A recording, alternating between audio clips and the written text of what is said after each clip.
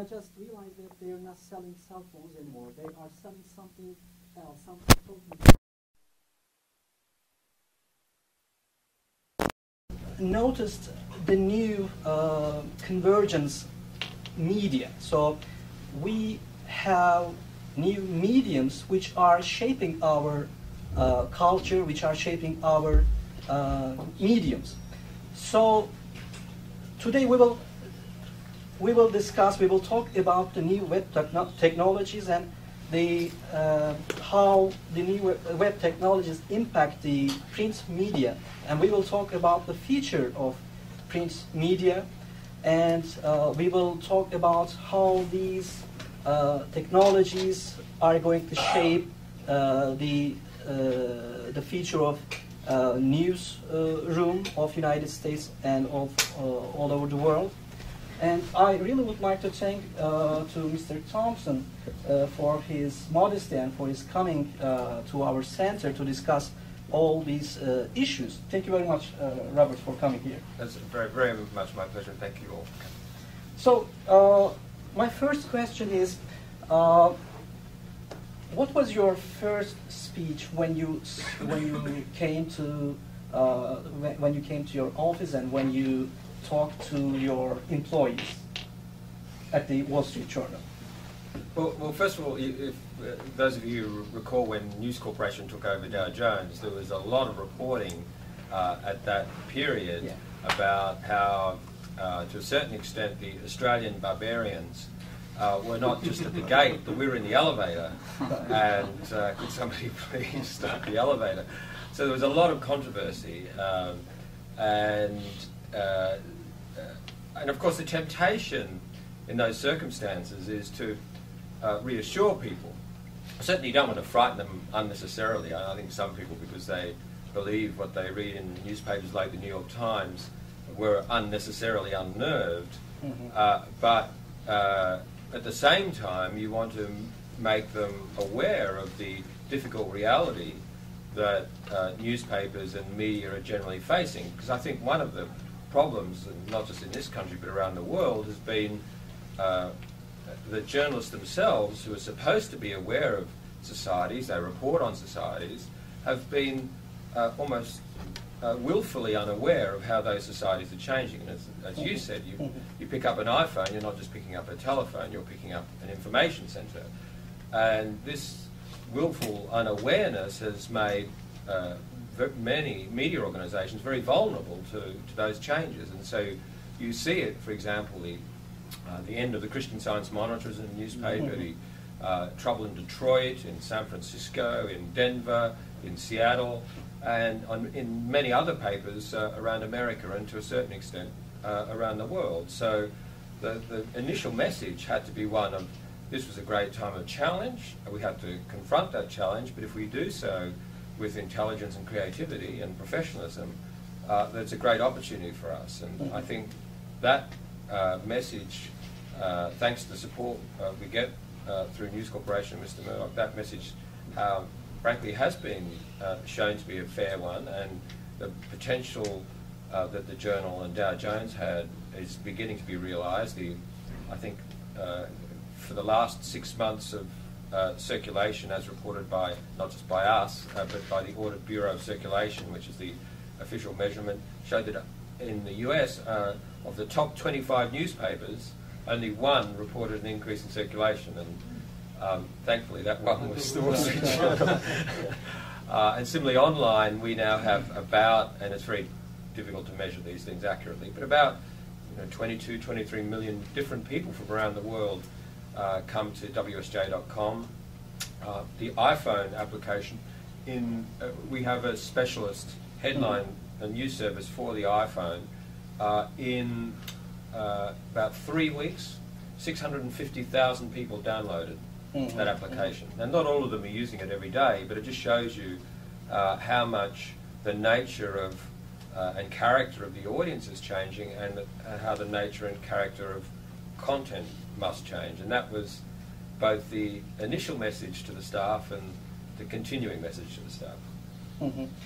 And Wall Street Journal invested $6 billion for in coverage at a time when other newspapers' coverage of the world outside the U.S. is declining. Was that your strategy, and was that the thing that Mr. Murdoch noticed, and while the others did not?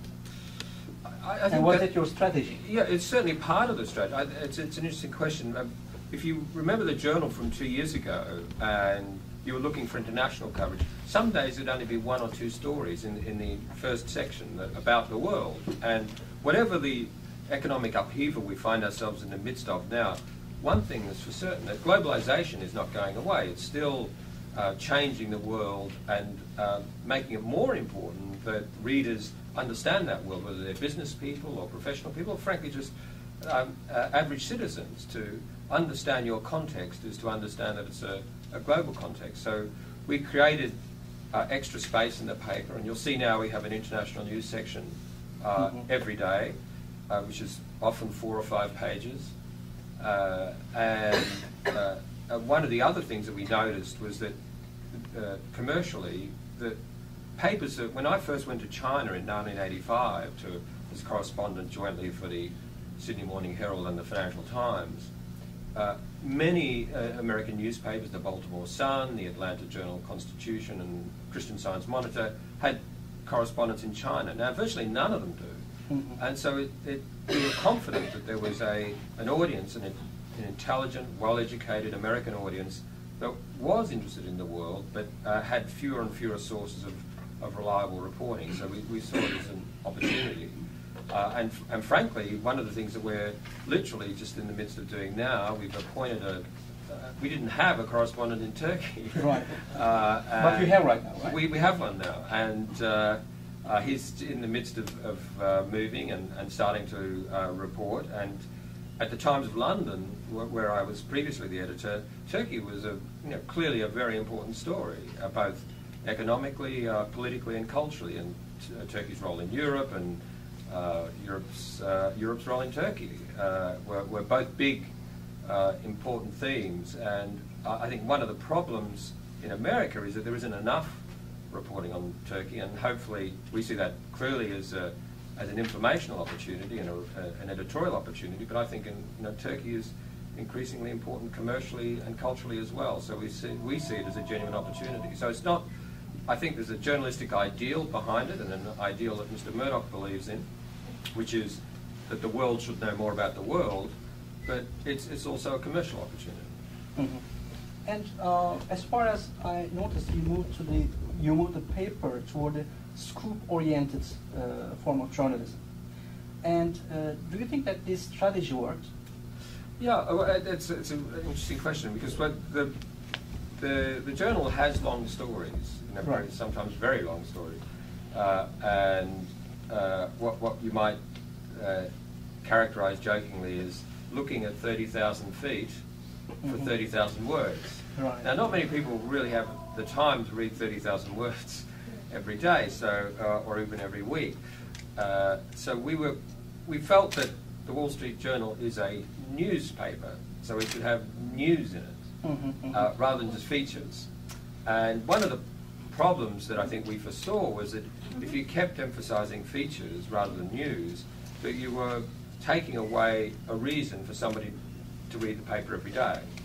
I think you need to pick up the paper and feel that oh, well, there's something I must read here, whether it's the story about Cadbury and Kraft or whatever the news happens to be. And so we have put more emphasis on news, but you'll notice each day we still have one long feature of around 2,500 words or so.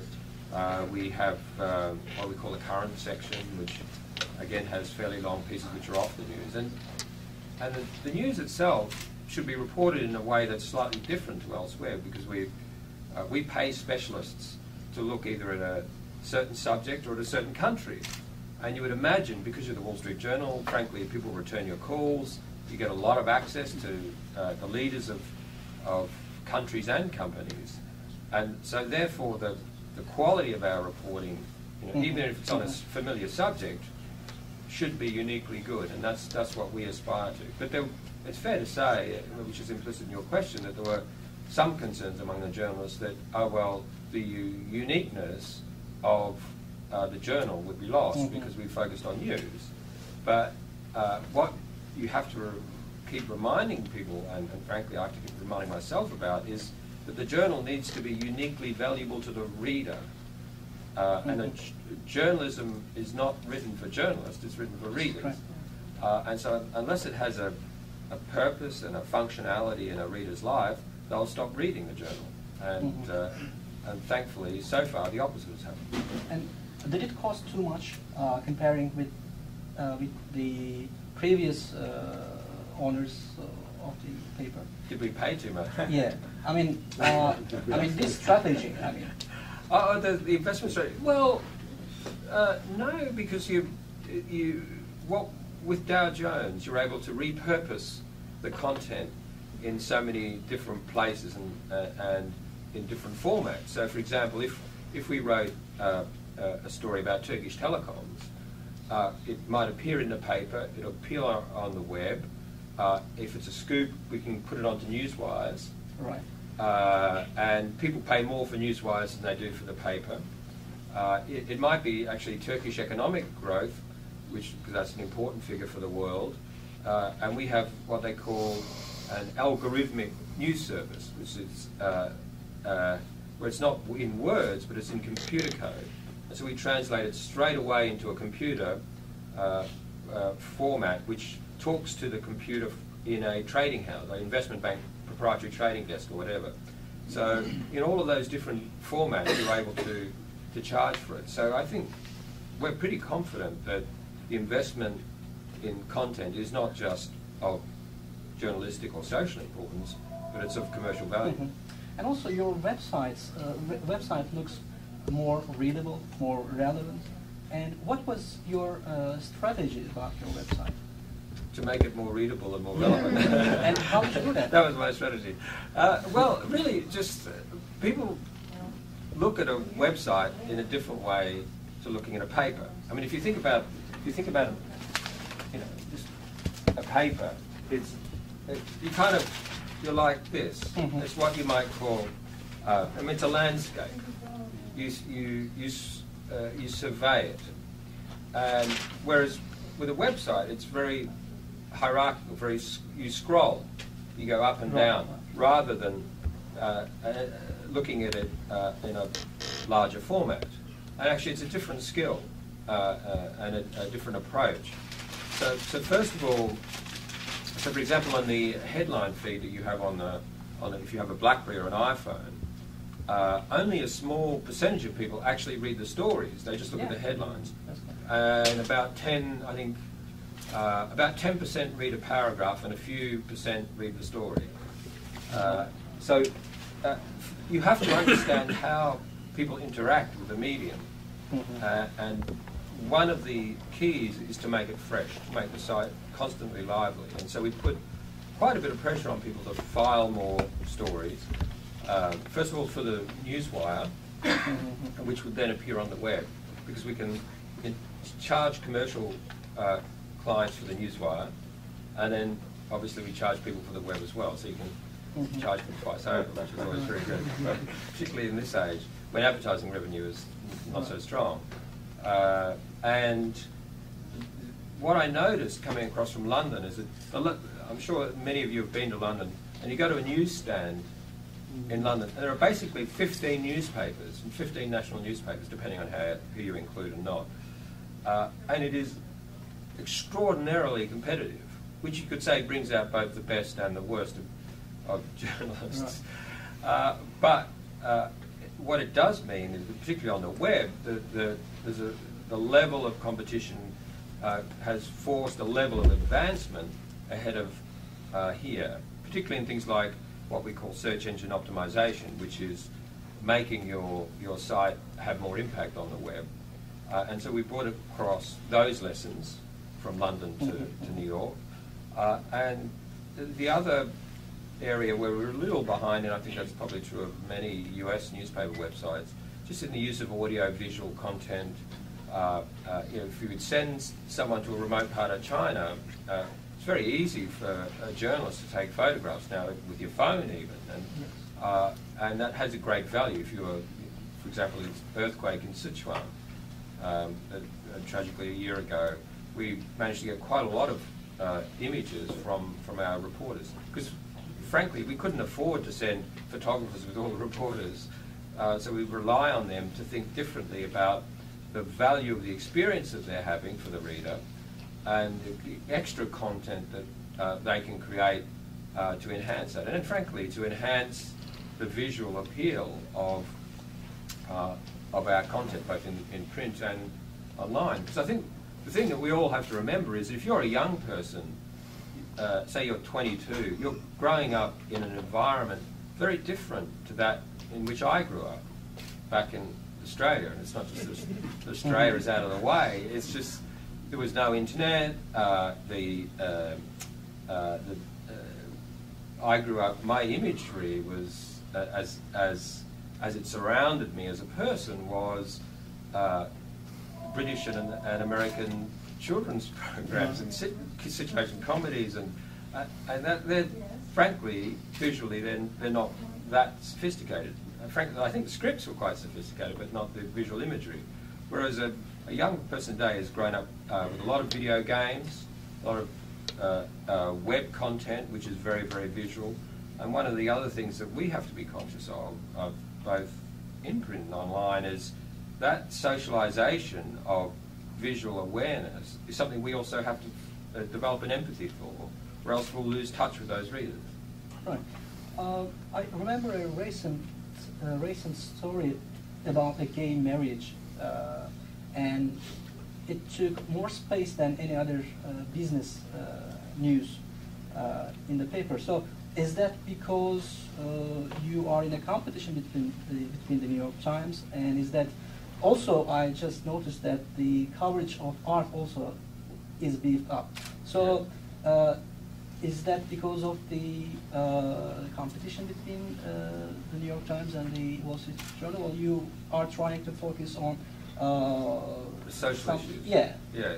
Well, I'm not sure about that particular story on that particular day, but I think generally it's fair to say we're competing with the New York Times. Yeah. And I think there's an opening around America because their national edition is quite vulnerable. Okay. It's a polite way of putting it. And there's a lot of interest in Washington coverage, and I think their coverage is skewed. Right. And so for coverage that has the objective of being objective is a real value. And that's certainly what we aim to achieve at the Journal. And in areas like more broad national coverage and arts and film coverage, we've improved. I mean, health coverage, we'll see today we have quite a little bit of coverage on health. But all of those things are of interest. But at the heart of the paper, the B section and the C section, the B section is business coverage and the C section is financial coverage. So that whatever else we do, we're extending the range of coverage, yes, but what we're certainly not doing is lessening the importance to our readers of business and financial coverage. What is the biggest problem that you are challenging since you start running the journal? Revenue. As Far the biggest problem. Well, I mean, it's been fascinating to watch Wall Street collapse from the very privileged position of the Wall Street Journal. But when your readers are getting fired, it's probably not good for the business. And when your advertisers, Bear Stearns, Lehman Brothers, when your advertisers are no more, then that's clearly not good for business either. And so that has been far more challenging than, obviously, than anyone could have envisaged. On the other hand, I think the scale of the opportunity we have, not just in America but globally, is enormous. And people, when they think about Dow Jones, do focus on the Wall Street Journal, but it's a series of, starting with general news products like MarketWatch, WSJ.com, Wall Street Journal, to a very specialist, refined journalism that looks at energy or commodities or high finance, that right across these range of subjects I think we have a role. And one of the first challenges, which was actually easier than I think we had anticipated, was to bring together the news wires and the newspaper and online into the one group where people had a sense of common purpose. And I think if you came to our newsroom, the new newsroom, because we've recently moved to 6th Avenue from the World Financial Centre, you will see how literally, physically, geographically, everybody's part of the same team. And I think it's fair to say that in the past there was a degree of what the English might call snootiness about the newswires among some of the people at the Journal. And now we're putting people together, and the more that people work with each other, the more ideas, more original thinking is done. So having anticipated that might be all, I think in reality we found that that's worked out far better. I think that the news consumption is changing. And how do you think about some aggregators like some daily things, some daily Scratch, Record, and Alpha? Well, I gave an interview a few months ago where I said some things about aggregators which were widely reported. In fact, if I remember correctly, I said that aggregators were tapeworms in the intestines of the internet. I think that's accurate, actually. That's exactly what they are. They're sort of websites as parasites. What's I think frustrating for a professional journalist, and it's not just newspapers or websites that are challenged, it's the whole concept of the professional journalist. That you would pay someone to be a specialist, that you would pay someone to be in Turkey writing about Turkey, or in China writing about China, because you trust that person to be a navigator of news, to provide a kind of crafted social narrative about those countries. That there are people in the world of the web who I regard as people who believe in the Earth being flat, who argue that no. Who cares about facts? Everybody's view of reality is equal, and therefore it's no loss if newspapers collapse and all the journalists are fired. So clearly anyone that has a role in facilitating the death of the profession of journalism, well, I have an issue with that person or that website, and aggregators do, because if you look at something like Google News, which a lot of people do, or if you go into news just via normal Google search, Google, quite understandably, is creating loyalty for itself, and it doesn't distinguish really between the quality of the news providers. So it may be that some propaganda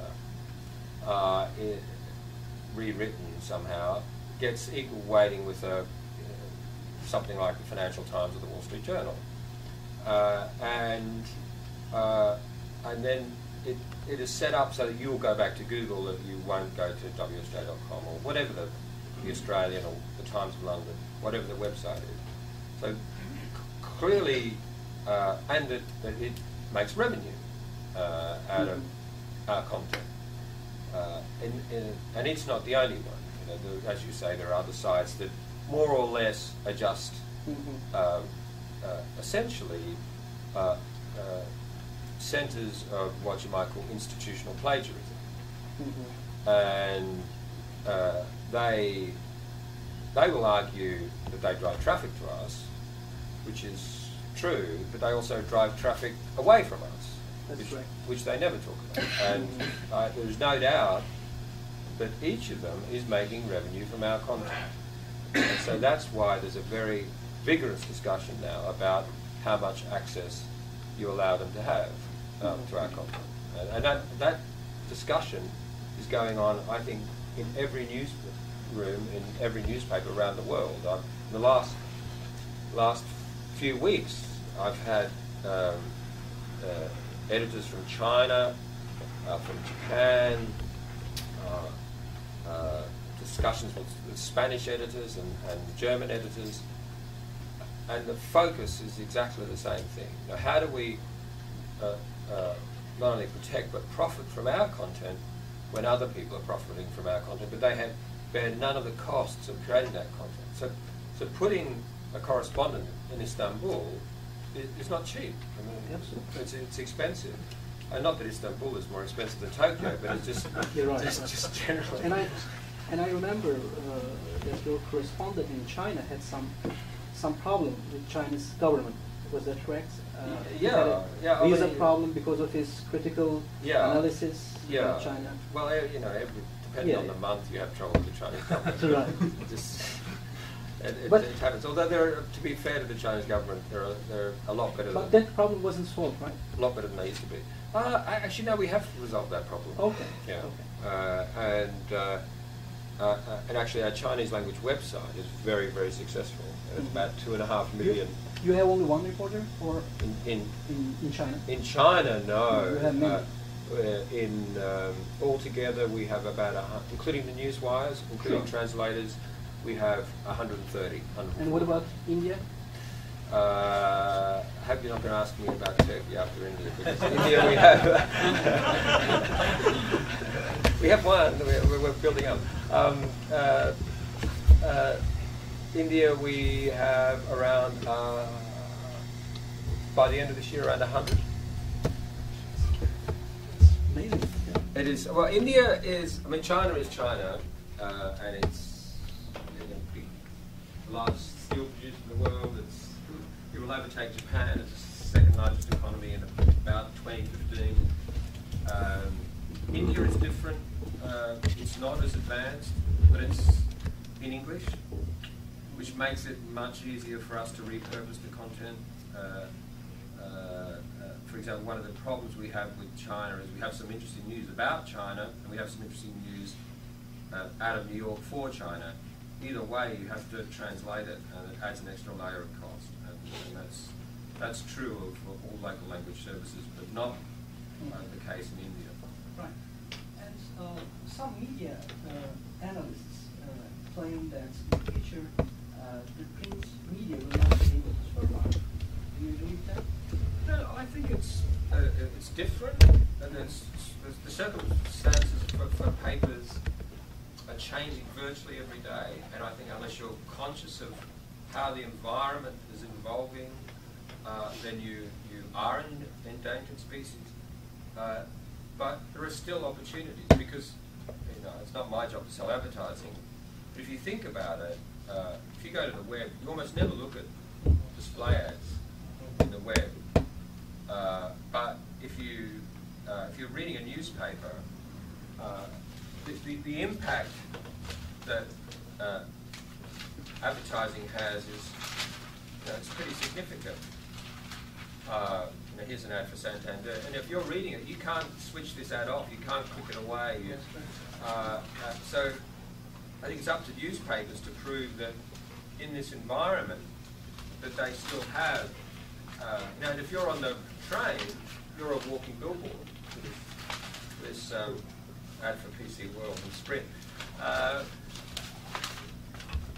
But newspapers have done, as journalists have done, I think, a poor job, generally, not all, but generally, in understanding how readers' habits and interests have changed. I mean, newspapers as organisations haven't been good at making the argument for newspapers. So what makes a newspaper? Because a newspaper is, everybody knows that newspapers are clearly different to 10, 15, and 20 years ago. But how are they different? How are they socially relevant? And how are they commercially relevant? That's an argument we have to make. No one else will make that for us. And the industry generally is, I think, understanding that more clearly and coherently. And hopefully, we will be able to make the case for us. How many subscribers do they have online? Online, we have about 1.1 million. That's great. Not enough. But we have been pushing the price up quite a bit of both the paper and online. And what we're honestly, what you find is the higher you make the price, you have more elasticity on the print side than you do on the online side. And that's partly because young people, and actually not just young people, many people have been socialised into believing that content is free on the web and they don't have to pay. And actually, I would argue there are three categories of people. There are the people who believe that everything should be free all the time, and that includes a lot of bloggers and other sort of what you might call cyber shoplifters, or just plain ignorant people. And then there are people who say, you know, I pay $16.99 a month to my cable company for my internet service provision, and so I am paying for content, but I'm paying for it through my cable modem or wireless, whatever it is that people have. So I am paying, and I'm probably prepared. I believe in the concept of paying, but I think I've bought a ticket to a buffet. And then there's a third group of people, frankly, who are smart enough to know that they're getting a lot of things for free that they probably should pay for. And this group are just unreconstructed. These are institutional ignoramuses. These two groups will pay more or less, and they're the two groups you have to work with, I think, both intellectually and So, having an Australian background as a journalist, how did it affect you in the United States newsroom? I mean, was it an advantage or was it an disadvantage? profound disadvantage. I've had to be forced to overcome it. Well, I think it's. I was very fortunate. I don't know whether it was an Australian thing or a professional thing, but it is a very fortunate fact that I grew up in an age when you were trained in the newsroom, not at university. Mm-hmm. And so I started when I was 17, initially buying sandwiches and milkshakes and running around doing errands and I thought, useful things for a young person to do, and then gradually developing into a journalist. But having exposure to all sorts of different components of the craft of journalism. Mm-hmm. And that's less true now. And because people will come in as graduates. I mean, I studied it part-time and part at distance and at night to eventually somehow to get a degree, but that took me 10 years. And although I didn't finish the degree course until 1989. So it took me, by which time I'd already lived in China and was moving to Japan. So while I think it was useful to have that education, clearly it wasn't core to my progress as a person or as a journalist. And these days people will come in as graduates. I think their level of expectations is much higher, so they don't like doing jobs that they regard as menial. I think the opportunity to give them a chance to do different things is somewhat more limited. Partly it's our fault as institutions, but it is also partly the fault of the individual because they believe that they should progress much more quickly and they want to be fast-tracked. And, that's fine. Look, if you're a singularly brilliant individual, that's fine. But for most of us ordinary folk like me, you need a lot of training before you become competent. And so the great virtue really of that Australian background as a professional was the training that it gave me from a very early age. And I think probably attitudinally, that you, on the one hand, you felt you could do anything, and that's part of the quasi-egalitarian ethos of Australia. But at the same time, you shouldn't be arrogant. That while you can do anything, you shouldn't expect too much. Yeah. And you also run the Times in England. So what are the differences between the British media and American media, and what are the similarities? The biggest difference in London is the level of competition. It is, there are certain markets, media markets around the world, which is characterised by this endless, relentless, ruthless competition, and London is one of those. Because and you're competing against very, very clever people who are spending all their time trying to get to the story first, to beat you, and beat your paper. And that's what makes London exciting, and that's why you're dealing with people, in aggregate, a larger number of people who are either for or against you, either on your team or on the other team, but through that level of competition have a level of professionalism that's pretty hard to match. And I think that's probably true of different countries in different ways. There's a lot of a combination of competition and cooperation in, for example, the Tokyo market that I'm a little aware of, and in some of the Chinese markets now there's a lot of competition, but it's quite unusual and different to going to somewhere like Houston or Atlanta, which are big cities where you have only one paper, and the Houston Chronicle in the case of Houston. The similarities, I think, generally, a good journalist is a good journalist, and nationality is irrelevant. And it is one who focuses on the facts, is desperate in the pursuit of the facts, and allows themes to emerge from those facts, and not someone who has a theme and then selectively finds the facts.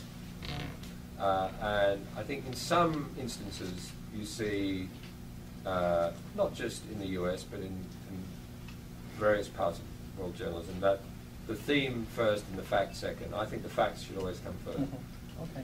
So I think everybody in here is fascinated about Mr. Murdoch. So I just would like to learn how he impacts the paper.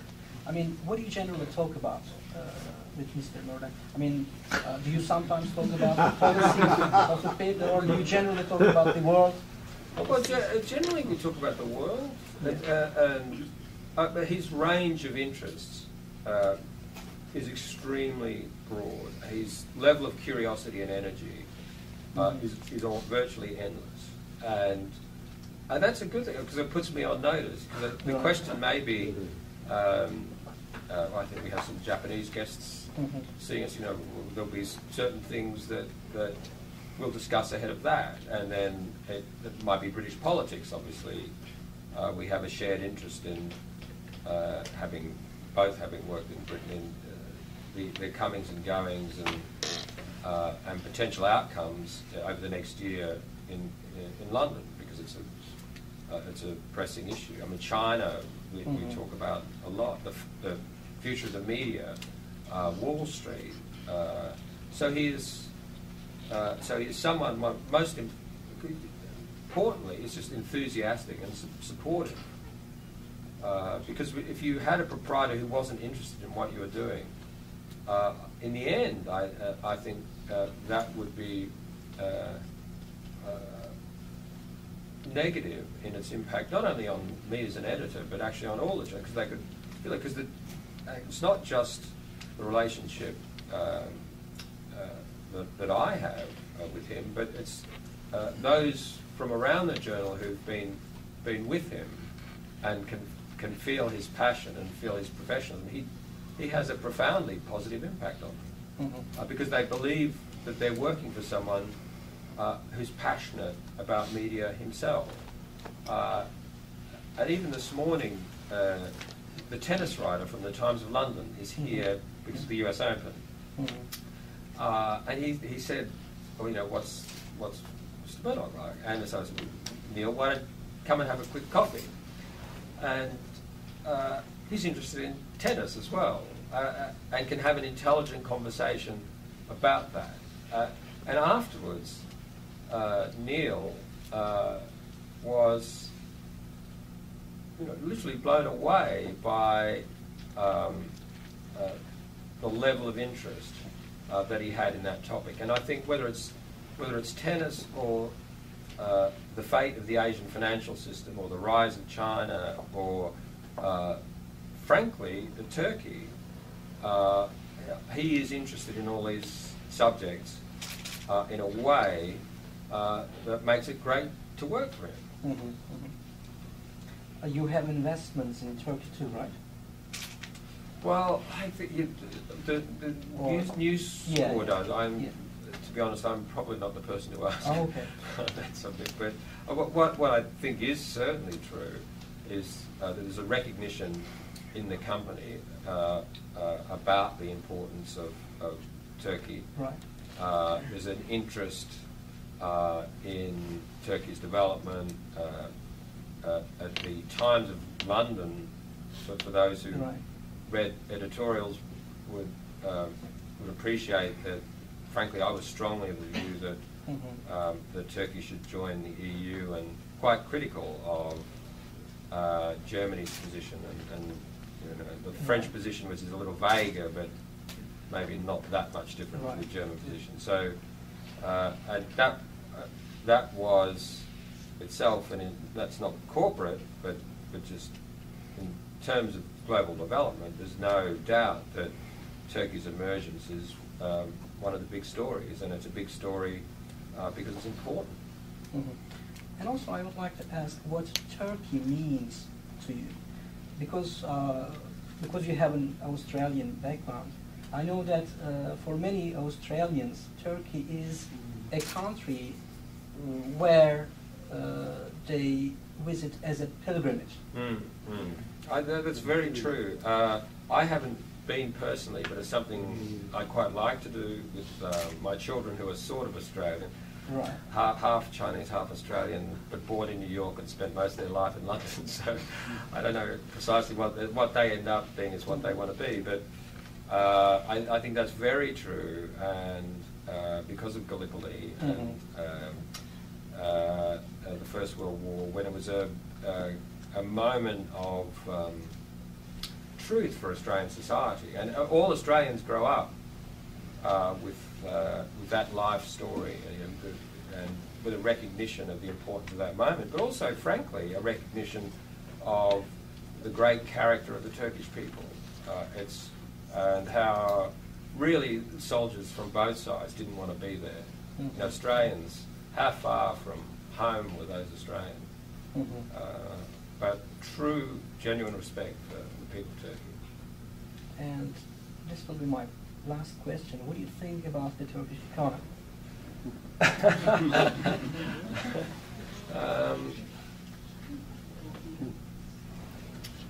I honestly don't know. Have you ever met with Turkish Prime Minister? I've met Mr. Erdogan several times. He's clearly an impressive individual. I think there's partly, and look, obviously I say this as someone who frankly works for an international company. How you internationalise and create local competition so that you have standards that meet international levels and the aim of Turkish people and companies should be to be better than the rest of the world, and you have every reason to have confidence in your ability, but that does mean opening up to a certain extent, and clearly that's politically sensitive. But in the end, the outcome is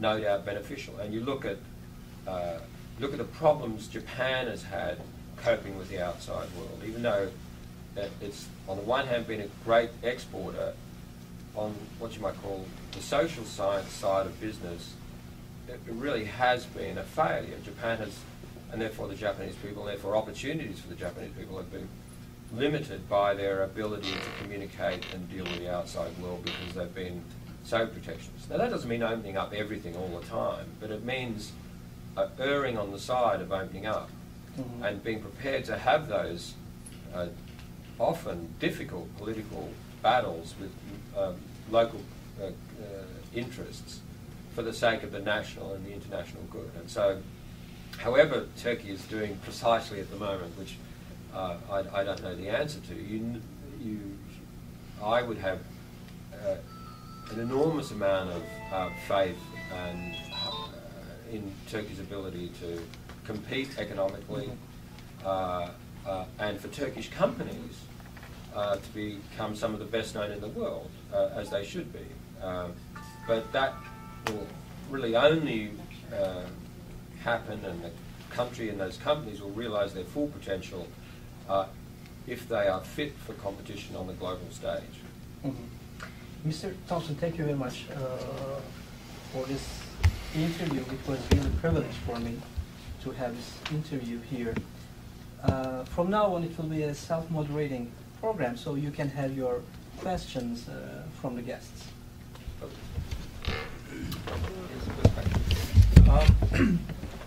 I guess not just specific to the Wall Street Journal, but the financial journalist community in general. Do you think that there's a risk of a credibility gap with regards to the economy? I mean, there was just such a lot of people didn't see the crisis coming, and then once the crisis hit home, it seemed like a lot of the financial journalist community were in a collective state of denial for a while. And most recently, over the past month or so, this sort of green shoots chorus, oh, we're out of the woods now. What's your take on all of that? Yeah, that's a very fair question.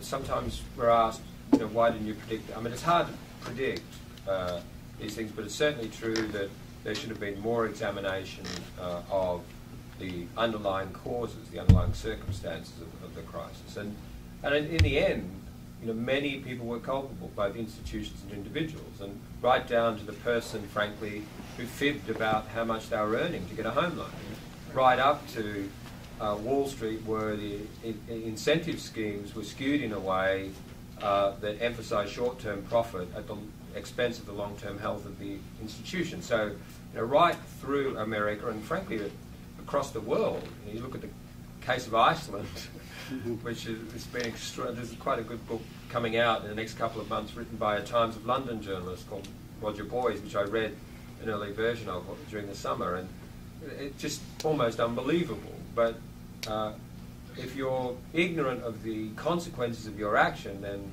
you'll in the end be harmed by it. So a lot of people are responsible, among them journalists, some of whom just don't understand finance. I mean, they call themselves business journalists. I'm not talking about the Wall Street Journal specifically here, but just generally around the world. There are very few people who've taken the trouble to truly understand the various elements that combined together created the financial crisis that we're still going through. I'm a little like you, I think, instinctively, or from what I sense is your perspective, which is green shoots. It's hard to see exactly where they're coming from. Allegedly, the first person to use those words was Shriti Vadera, who's an advisor to Gordon Brown, and I can see why she would want to believe that they're green, but green shoots have been, the very words green shoots have been green shooting all over the world. I can understand why Shriti would be definitely in favour of green shoots, but whether there are green shoots is a separate issue. Again, the problem is the underlying one of individuals, households, still to continue the deleveraging before they're in good health. That's a problem. Actually, there's another problem with Wall Street, which is just at the moment, Wall Street is awash with money. I mean, there is a lot of cheap capital, which is why you're seeing a sudden spate of M&A deals. like the Cadbury Kraft potential takeover. But at the same time, these and big companies, frankly, including News Corporation, are able to borrow long term on very favourable terms. But for small companies and for individuals, their credit lines are still being cut. And if 5 people in this room had a brilliant idea for a company, and we're all certain it was going to work, you would find it very difficult to get financing. And so, what you're seeing a little bit on Wall Street is not what you're seeing on Main Street. And until there are truly green shoots coming out of the concrete in Main Street, you aren't going to have globally economic growth. And I think that's certainly true of what you would call the Anglo-Saxon economies. And then there's China, which is just very difficult to read because of the level of state intervention and the immediate impact of state intervention in China is very unusual. And what you can't tell is how effective a lot of that investment has been, nor can you tell what will happen when the state investment slows down. So the idea that China will somehow be an engine for global growth, I don't quite accept. So I'm a little more pessimistic than most people. I slightly fear that those green shoots will become brown shoots. Yes, it's a question that pertains to China and the US dollar as a reserve currency. Also a broader question. I mean, you referred several times to the fact that China's rising is going to supplant Japan eventually as the second largest economy.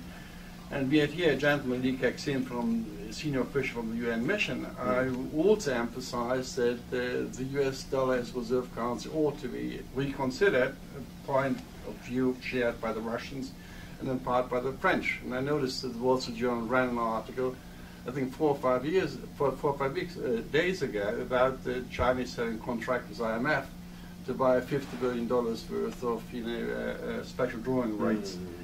Now, if there's a reconsideration of the role of the dollar, what are the implications? Sell dollars. Look, the Chinese won't do that. Yeah, no, the Chinese don't want to do that. I mean, I think you have to make a distinction between what you might call nationalism and mercantilism. Right. And I think, mercantilely speaking, there's a reason not to be too dependent on one currency. Whether you're the Chinese, the Indians, the Russians, the Australians, or the people of Turkey, frankly. I think what shocked people is that this has been around as a story, as a debate for quite a few years, where if you go to Beijing, the Chinese lament, partly for reasons of nationalism, that they're too dollar dependent. But at the moment of crisis, what did everybody do? Everybody around the world bought dollars. During the height of the crisis, they bought dollars. And so you would be very brave against the dollar entirely, because other people will bet against you.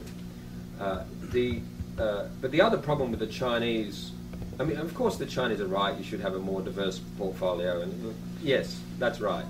But the Chinese suggestion that other currencies, obviously they mean including their own, should be somehow reserve currencies. Well, yes, the euro is a reserve currency, the pound and the yen to a certain extent, but the Chinese currency is not even convertible. It's not even floating. I mean, it can't possibly be a reserve currency. And actually they don't want it to be a reserve currency because they love being able to control the currency. So there's a what you might call institutional insincerity in the Chinese perspective. On the one hand, yes, they're right, and I'm sure that what you're seeing now among Chinese, probably less the IMF, but more a lot of the resource investment. Yes, the Chinese were investing in resources, but they're investing even more in resources now at a faster rate. Is a conscious decision to diversify the portfolio, not just in terms of paper or denomination, but in terms of resources. And that's a theme that we're picking up out of Beijing, that it's